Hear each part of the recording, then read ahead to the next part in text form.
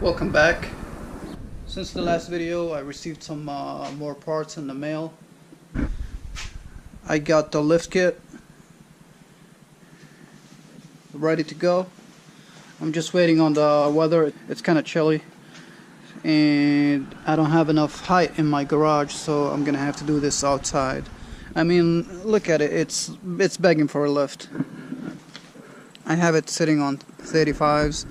We need a lift kit. It's gonna finish up the look.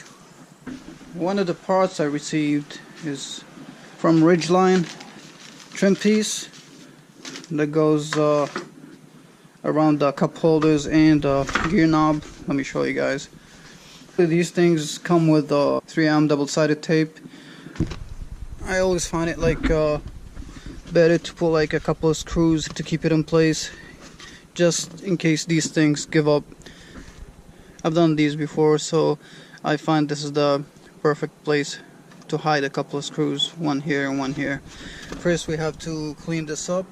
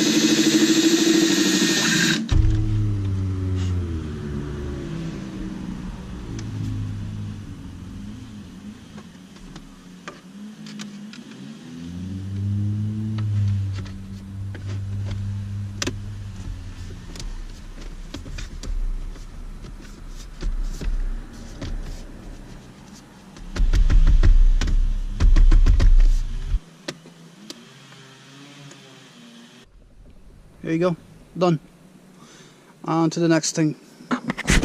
So today we're gonna tackle the most exciting upgrade on the Jeep, the lift kit. 2.5 inch from Rough Country, shocks and springs. I'm gonna be doing the rear first, then move on to the front.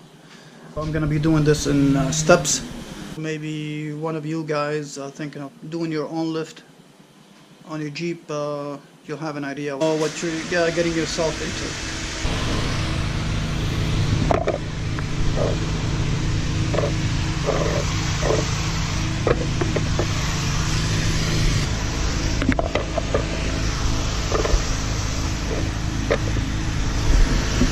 Okay, next is going to be lifting the Jeep, supporting it by the frame, not the axle.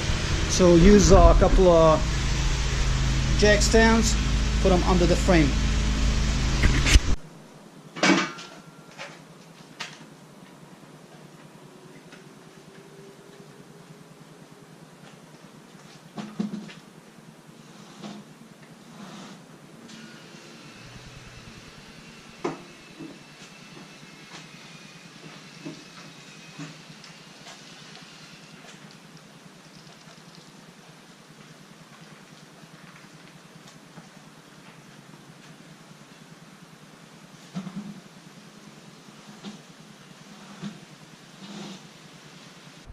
It's always a good idea to take a short video before you do any disassembling, just to have something for reference, like where bolts, screws, nuts, where they go, so you won't get confused when you get to the advanced stages.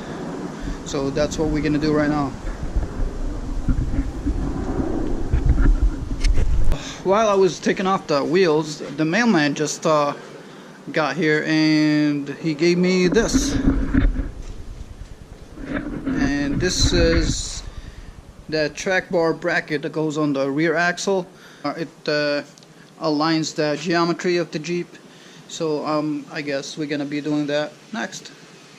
Okay, so let me tell you in steps what we're gonna be doing right now.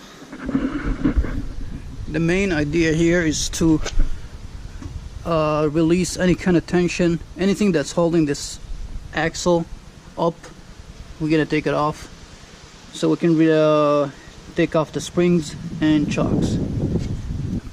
Step one is gonna be taking off this brake line bracket to release the tension. Then sway bar links, which is this part here. You got two bolts, one here, one at the bottom, right here. Then take off the shocks. But before we take off the shocks, we have to jack up the axle. And there's the handbrake bracket sway up there. We gotta take off that. Then this guy here, we just pull it out. There's no nuts, no screws, nothing holding this thing here. Then we should be good to go. Just lower down the axle and these puppies should be good to go.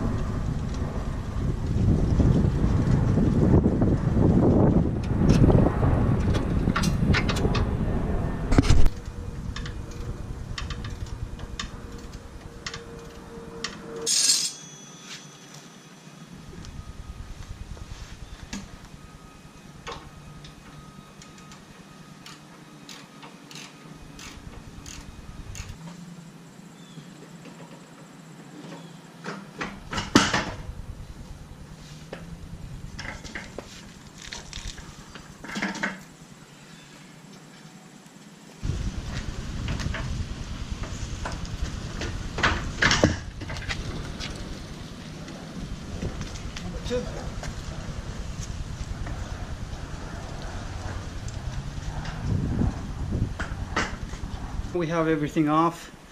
Sway bar links, shocks, top and bottom, brake lines, emergency brake line. So now all we have to do is lower the axle so we have enough space to remove the factory springs. Right now they're compressed. The axle has to go all the way down for us to have enough space to pull these out.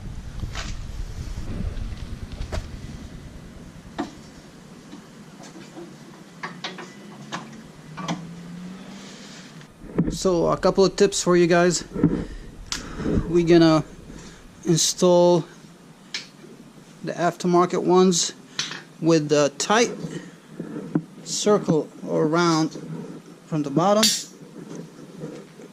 and the white one on top. We're gonna reuse the factory rubber padding on top. For comparison, you get a solid 2-inch difference, and we got the shocks too. So let's move on. It seems like everyone is struggling with the same thing, putting back the aftermarket springs because they don't have enough room here. A very simple trick: use your lift, some kind of jack, squeeze it between the axle and the frame, and just separate them. Give yourself some space. The only thing you have to worry about is like keep checking your lines, make sure nothing is like the ABS line here. I need to take this, release this. Make sure nothing's gonna snap on you. That's it. New springs are in place. I jacked up the axle just a little bit to hold the new springs in place while we connect the new shocks. So the shocks and the whole process all over again, but in reverse. So the shocks are in, springs are in. Next we're gonna connect the sway bar links, these guys right here. So now I have the two bar links, sway bar links connected, but I don't know if you can see this, but they're not like set aligned with both sides. That's because of the geometry of the axle is off. It's not centered right now. So what we're gonna do is install this. I just got it in the mail. Talk about perfect timing. This is the track bar bracket from Turflex. Very heavy duty. Comes with all the hardware. Without this bracket, you're gonna be going sideways on the highway. Took off the bolt holding the track bar. Gonna move that out of the way, and the lower control arm bolt right there. We're gonna reuse both of them, so just put them to the side. Now we're ready for the bracket. I'm gonna show you how that goes on in just a second.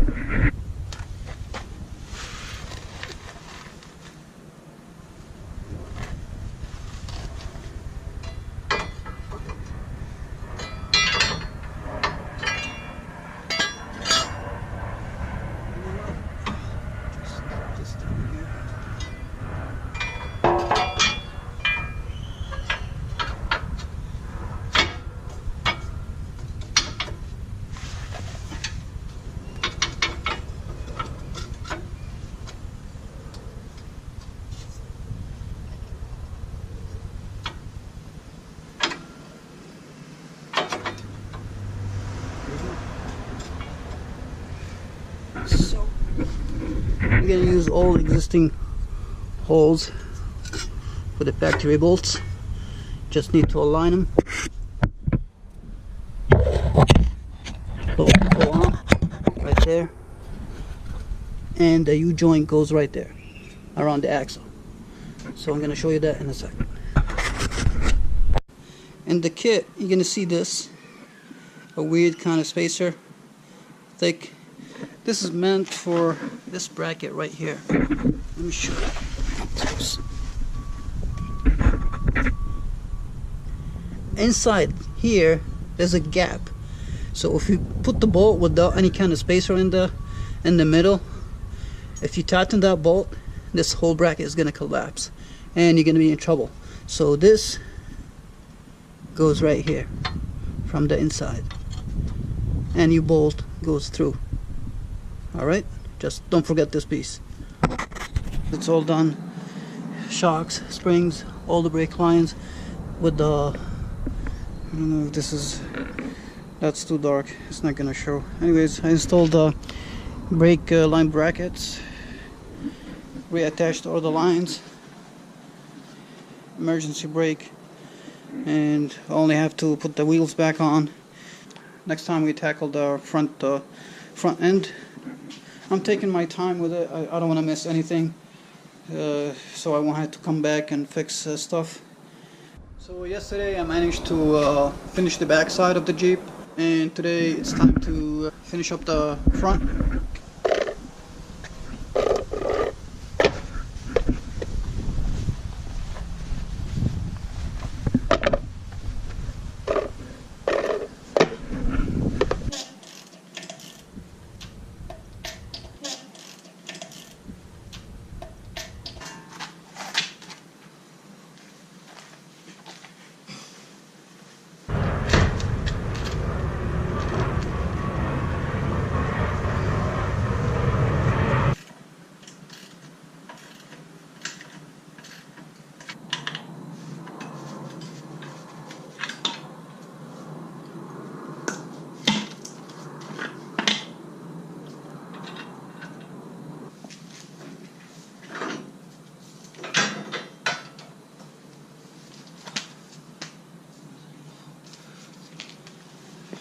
Okay, so I worked all through the night yesterday to finish up the front end, and it's finally done. So let me show you guys.